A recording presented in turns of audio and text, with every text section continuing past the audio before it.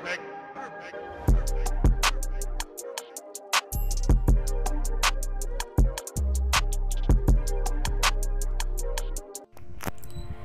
and welcome back to Ren TV Hairstyle, mga ka-hairstyle dyan. At for today's video mga ka-hairstyle ay may panibaga tayong video na i-upload. Ay ito ang tutorial about sa semi-bob cut mga ka-hairstyle. So mga ka-hairstyle, at ito na nga ay sinusuklay na natin at isprayan at nag-uumpisa na nga tayo mga hairstyle. So bago kayo mag-uumpisa mga hairstyle sa paggugupit sa inyong mga client, ay tanongin niyo muna mga hairstyle kung anong klaseng gupit ba ito, or ano yung hairstyle ang papagawa ng ating client sa mga hairstyle. So sa paggupit ng short bob hairstyle, mga ka-hairstyle ay lagi tayong mag-a-adjust sa length ng buhok. Ay huwag tayo basta-basta muna maggugupit ng pinakamaiksi, dahil ang pinakamaiksi na paggugupit mga ka-hairstyle ay hindi natin maibabalik sa dati yung kanyang buhok pag ito ay sobrang iksi natin. So lagi yung tandaan mga ka-hairstyle, pag tayo po ay gugupit ay lagi tayong mag-a-adjust sa haba muna, paunti-unti muna mga ka-hairstyle, huwag tayong pabigla-bigla na gugupit. So para maiwasan natin mga hairstyle yung pag-demand ng ating client at bakit at sobrang iksi yung kanyang hairstyle. Okay mga hairstyle, ayan na nga mga hairstyle, ayan nag-uumpisa na nga tayo sa paggugupit ng short bob sa buhok ng ating client mga hairstyle. So keep on watching mga hairstyle.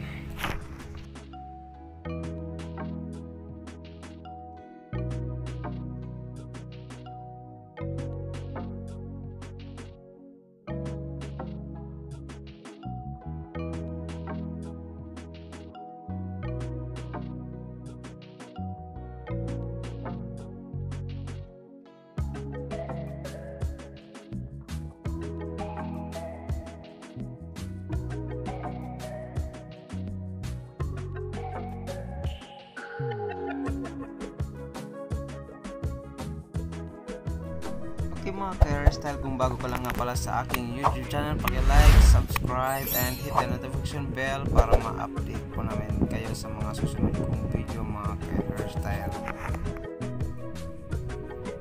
Ito na mga hairstyle ay yung buhok ng ating client ay fine hair, manlilipis lang yung hibla mga hairstyle, at ito ay depende pa rin sa kapal ng kanyang buhok mga hairstyle. Ay ang section na gagawin ko ito hairstyle ay 3 section lang mga hairstyle, from simula sa baba hanggang gitna at taas mga hairstyle. At lagi tayo mag-spray kung ito ang buhok niya ay medyo buwagag mga hairstyle, para ito ay ma-style natin ng mas maayos mga hairstyle. Sa pagkuha ng buhok mga hairstyle ay meron tayong guide kung ano yung unang ginupit mga hairstyle, yun dun mo rin kukunin kung ano yung igugupit mo, dun mo ipapantay mga hairstyle kung ano yung next na igugupit mo bandang taas, at dun sa ibaba nang galing yung guide mo mga hairstyle, para hindi ka na mahirapan kung paano ba yan pantay yung kanyang layered mga hairstyle, at di ka na mahirapan magtansya kung ano yung haba pa ang dapat mong tanggalin, at nagkakaroon ka na ng guide dun sa unang ginupit mo mga hairstyle.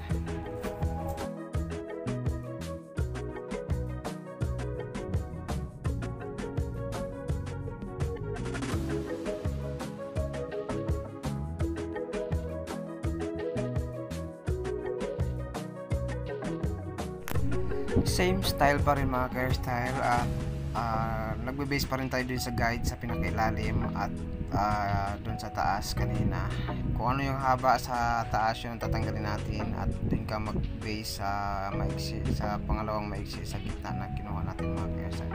Since manipis lang yung buhok ng ating client mga hairstyle, at 3 sectioning lang ang ginagawa ko na para hindi naman sobrang tagal at sobrang nipis yung pagkagupit natin, at pwede na siya sa 3 sectioning.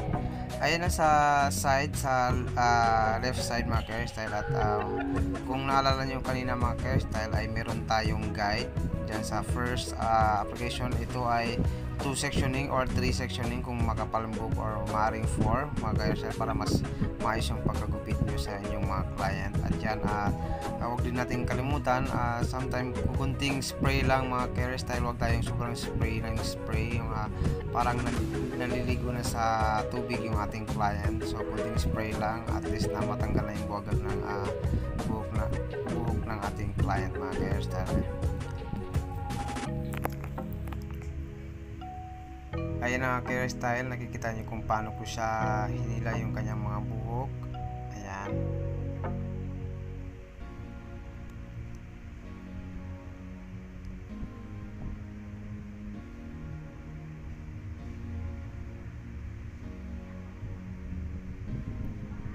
Since ito ay advisable mga ka-hairstyle sa ating client, dahil yung buhok ng ating client di naman siya totally buwagag, at ito ay straight din, at maganda yung buhok ng ating client. At itong gupit na ito mga hairstyle ay hindi ito advisable sa mga kulot na buhok, at ito for straight hair lang mga hairstyle. Ayan, nakita nyo yung hairstyle yung ginawa ko para magkakaroon siya ng uneven na length sa pinaka layer niya. So ang paggupit ko ay pababa lang, hindi ko siya slant mga ka-hairstyle. Ayan, 2 sectioning lang mga ka-hairstyle ang ginagawa ko dyan. So kung medyo nahirapan po kayo mga ka-hairstyle, pwede nyo gawing 3 or 4 kung sobrang kapal nga talaga yung buhok ng inyong mga client mga ka-hairstyle.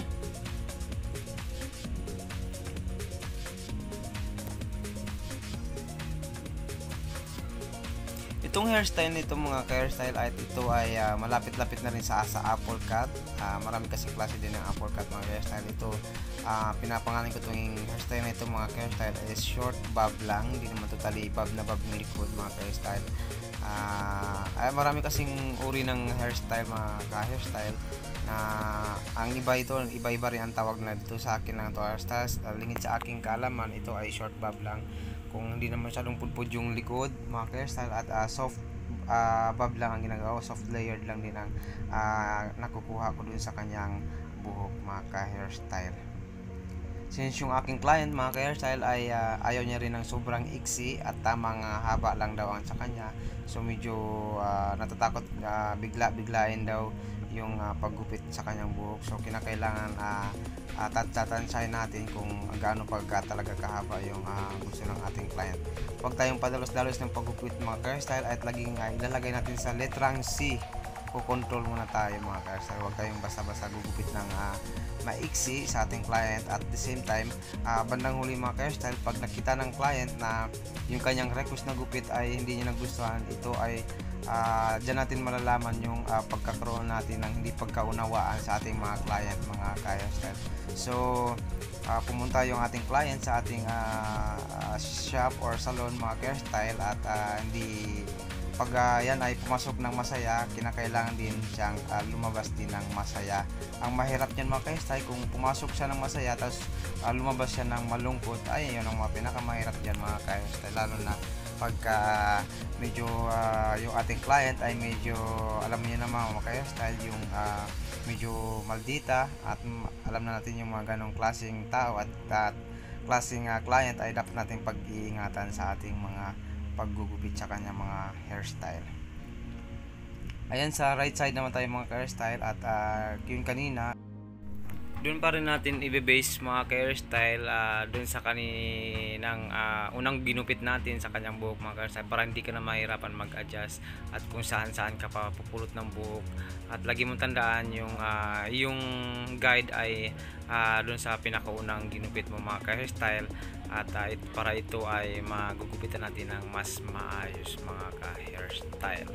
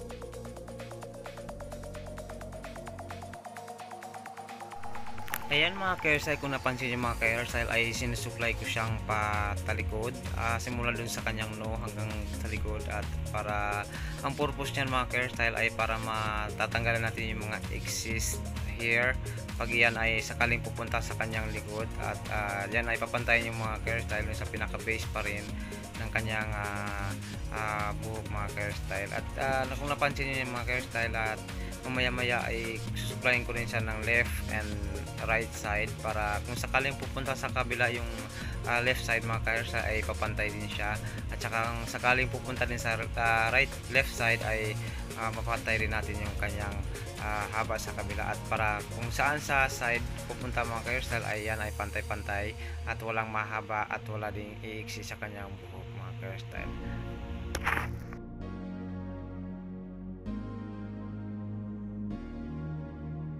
Okay mga ka-hairstyle, ay tutuyuin natin yung kanyang hairstyle at yung kanyang buhok mga ka-hairstyle, at ito ay semi-final na natin siyang i-retouch. Maybe tutuyuin natin mga ka-hairstyle, titingnan natin kung anong magiging outcome pag ito ay tuyo na. So mga ka-hairstyle, dun sa paggupit natin mga ka-hairstyle kanina ay wet cutting tayo. So if in case na tutuyuin natin yung mga ka-hairstyle, wag na natin siyang sobrang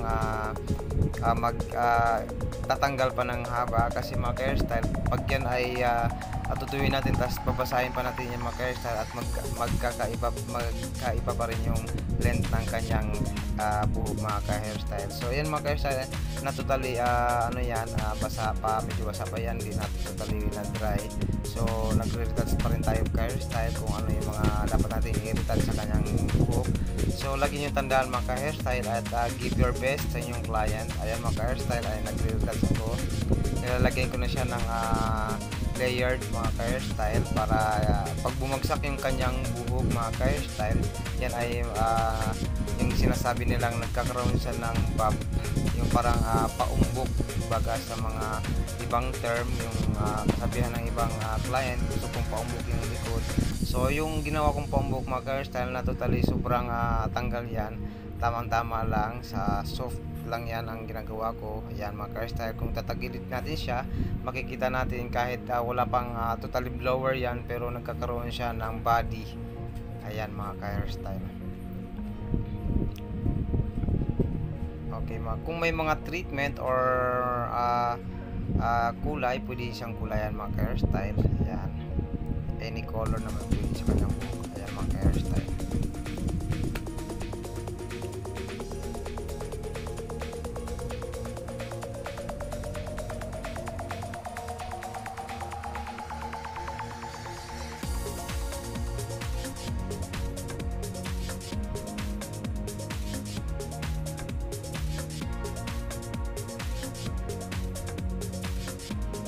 Kung napansin nyo ako mga ka-hairstyle, bibihira na ako gumagamit ng thinning scissor. Yun madalas mga ka-hairstyle sa babae, pag masyado natin gagamitin ng thinning scissor, kung napansin nyo puro gunting lang ginagamit ko mga ka-hairstyle, yun para maiwas natin yung kakaroon siya ng parang nagbabaluktot yung dulo ng kanyang buhok, ay nagpa-fly away yan mga ka-hairstyle pag sobra natin sa paggamit ng thinning scissor mga ka-hairstyle. Since gagamitin ako niyan mga ka-hairstyle thinning scissor, but hindi po lahat mga ka-hairstyle na gagamitan ko talaga na sobrang thinning. So yan ang buhok ng ating client mga ka-hairstyle, at matatandaan natin yan pag yan ay tuyong-tuyo na at magkakaroon siya ng parang nababali-bali yung kanyang dulo ng kanyang buhok mga ka-hairstyle. So wag tayong masyadong gagamit ng thinning scissor. Ayan mga ka-hairstyle, paggamit ko ng thinning scissor mga ka-hairstyle, 1 to 2 click lang, wag hindi ko na inabot ng mga 5 click. So 1 to 2 to 3 click lang mga ka-hairstyle. Depende pa rin to mga ka-hairstyle sa kapal ng buhok ng ating client, or depende pa rin to mga ka-hairstyle kung gaano ka dami yung gaano kakapal at gusto mong style sa kanyang buhok mga ka-hairstyle. Yan, ginagamit din natin ang thinning scissor mga ka-hairstyle para yan ay magkakaroon siya ng uneven length, para hindi magkapantay-pantay yung dulo, at magkakaroon na, at the same time magkakaroon na rin siya ng style. Ayan mga ka-hairstyle.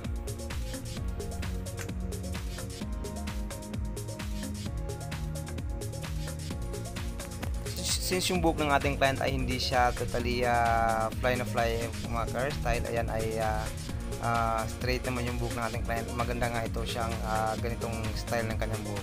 Advisable lang ito mga ka-hairstyle sa mga hindi kulot yung buhok. Pwede rin gawin sa mga kulot na buhok yung mga ka-hairstyle, at kinakailangan mo ding i-ribbon muna yung kanyang buhok kung gusto ng ating client i-ribbon yung buhok bago mo gagawin itong klaseng hairstyle sa kanyang buhok mga ka-hairstyle.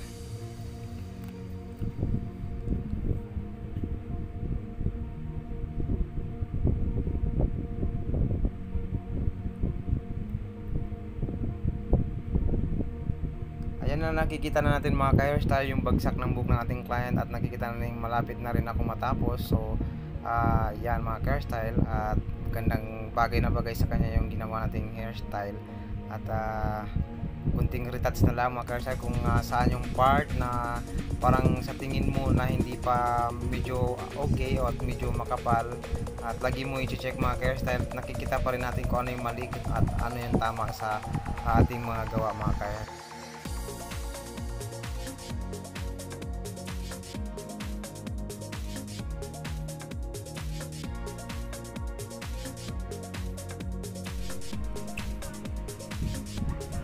Ayan mga ka-hairstyle, kung napansin nyo mga ka-hairstyle, sa harap ay hinila ko pababa, check ko mga ka-hairstyle kung pantay na ba yung both side. At ito, para ito ay mapapansin mo pantay na nga talaga, kaya kailangan natin i-check yung both side, yung pinakahati ng kanyang buhok mga ka-hairstyle. Yan, hawi-hawi muna ka-hairstyle bago natin i-check, or bago tayo magsasabing finish na, i-double check lang natin mga ka-hairstyle kung ito ay okay na ba or hindi pa, kung may mga maiiwan ka bang maiksi or mahaba pa. Ayan mga ka-hairstyle, at nakikita natin yung outcome ng ating gawa. So ayan na, at ayan mga ka-hairstyle, mayroon akong tatanggalin konting buhok mga ka-hairstyle. Yan ay yung pinaka-len sa baba. So mukhang hindi pa nga pantay konti. Ayan, okay na mga ka-hairstyle. So maganda na siya tingnan mga ka-hairstyle. Ayan ang mga ka-hairstyle, ay tapos na tayo sa ating hairstyle sa style ng buhok ng ating client mga ka-hairstyle. At kung bago ka lang sa aking munting YouTube channel, don't forget to like, subscribe, and hit the bell notification para ma-update kita sa mga susunod kong video mga ka-hairstyle. Salamat at maraming salamat. Happy New Year, and thank you so much, and God bless you all mga ka-hairstyle.